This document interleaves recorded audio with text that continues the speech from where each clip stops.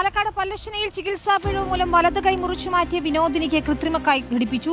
പ്രതിപക്ഷ നേതാവ് V D സതീശനാണ് 9 വയസ്സുകാരിക്ക് കൃത്രിമ കൈ വയ്ക്കാനുള്ള സാമ്പത്തിക സഹായം നൽകിയത്. കുടുംബത്തിന് സ്ഥലവും വീടും വാങ്ങാനുള്ള സഹായവും നൽകുമെന്നും പ്രതിപക്ഷ നേതാവ് പറഞ്ഞു.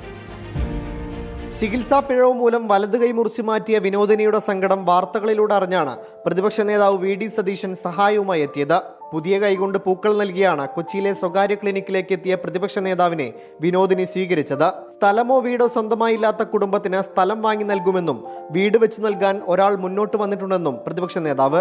സ്ഥലം പോലും 1 സെന്റ് സ്ഥലം പോലും സ്വന്തമായിട്ടില്ലാത്തവരാണ്. അപ്പോൾ അവർക്ക് നമുക്കൊന്നും സ്ഥലവും വാങ്ങിച്ചു കൊടുത്താൽ കൊച്ചിനൊരു സന്തോഷമായിട്ട് വീട് വേറെ ആൾ വെച്ചു കൊടുക്കാമെന്ന് പറഞ്ഞിട്ടുണ്ട്.